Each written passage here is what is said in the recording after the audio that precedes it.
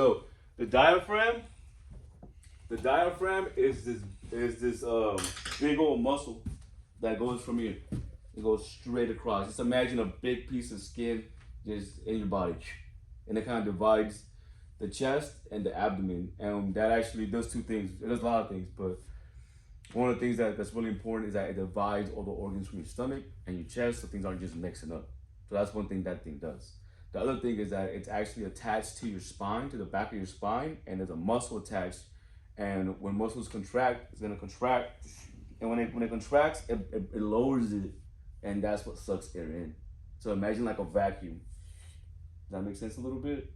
Okay. Actually, I might show you guys a little trick with the air bottles. If I can get it going. But the diaphragm, that's what that is. And like I said, it's just a muscle that's literally going across your body between your chest, thoracic cavity, and your abdomen. And it's a muscle and it's attached to your spine. When it contracts, so your spine goes down here, right? This is your spine, your vertebrae. And then this is attached to one of your vertebrae. And it'll contract downward. As it comes downward, just imagine air sucking in. That makes a little sense? Okay, so that's what we think about. When we think about breathing, that's how people breathe. So like this airway system right here, this is just a passage. This by itself, the lungs don't make anything come in. Okay, this is just a passage. This is what actually makes everything come in. Okay, this is what will pull in the air. The diaphragm pulls in the air. Just to keep it simple for now. Any questions? Nope. All right, let's keep going. Okay, so this is your visual. So one thing that I did not mention up here is you guys see these tubes right there? These are called turbinates. Turbinates. I might spell it wrong, but go ahead and get it down. So this right here, these tubes are called turbinates. Check my spelling. And they do two things. One, they help filter the air in to trap any toxins, smoke, anything that's not good for you, allergens, stuff like that, pollen. Other one, it humidifies the air.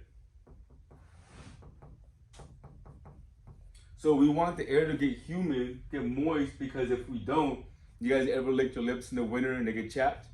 That's exactly what would happen if we didn't have this humidity system in place to humidify the air as it's coming in.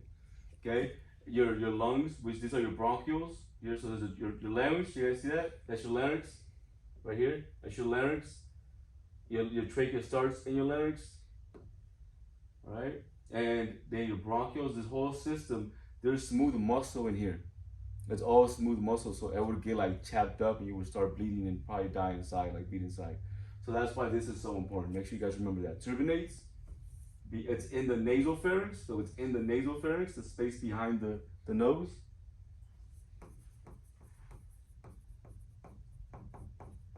Okay, nasopharynx, it's behind there, and this is what it does. Too easy. Cool? Okay. Okay, and then just to kind of break this down a little more, maybe make it more cleaner, the airway is broken up into two subcategories, okay?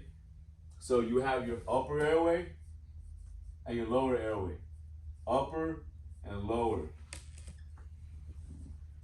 Let me put airway too. Airway. Okay, in the upper airway, we have the nasopharynx.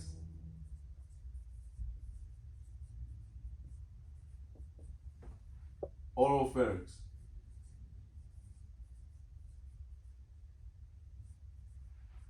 And we have the hypopharynx, also known, this one has two names, as the laryngopharynx, because the hypopharynx is where the larynx is at. So that's the little space right here, right? Right there.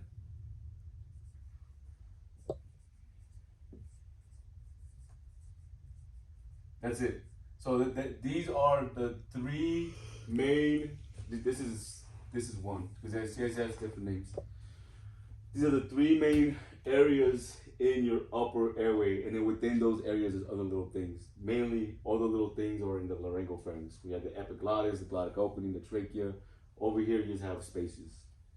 Okay, and then your lower airway, because you guys need to memorize like what's what. And then in the lower airway, because your upper and the lower, we have the trachea, the bronchi, bronchioles, and alveoli. So the upper airway has 3 sections, lower airway has 4 sections. That should make it a little bit easier for some of you guys, okay? So you guys seen the anatomy, you guys seen the list form, and we can move on from this. All right, respiratory physiology. So now this is how we inhale. So we did talk about this. The diaphragm does this. The diaphragm is what makes that air come in. It's the main one. Then we also have what's called the intercostal muscles. So these are your intercostal muscles, and these are your diaphragm. Your intercostal muscles. You guys ever ate ribs? You guys ever ate ribs? Like at Chili's, restaurant, anywhere? Then you guys have 8 intercostal muscles. Intercostal muscles are ribs, okay? They are the muscle in between the ribs.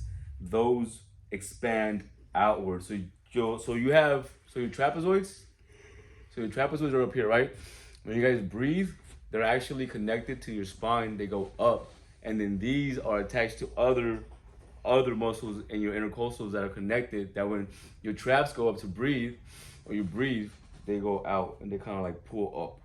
Because they're kind of just pulling from back here, kind of like how your diaphragm does that. They kind of just pull back, and that's how your chest opens up so you can breathe. So those 2 muscles are what allow you to breathe. They're what help you breathe. Your diaphragm and your intercostal muscles. Intercostal muscles, you put rib muscles. Okay, ribs, there's ribs, the rib muscles. Those 2 make that space bigger, the chest bigger, to bring in air. Okay, that's just physics. If you make space, air has to fill it. That's just the way that works. And then also, so whenever those ribs, we'll say there's a rib, right? Ribs, we'll say there's a sternum. Sternum is right here. Ribs, we'll say these represent every single rib. These go outward. These go outward, and your diaphragm does what? Goes downward. So all we're doing here, so when we take a breath in, we're just making it big, and air's gonna get sucked in.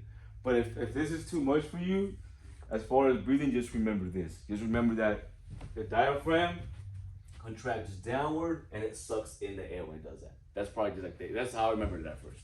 And it helped me out. And then you could add the intercostal muscles that get bigger.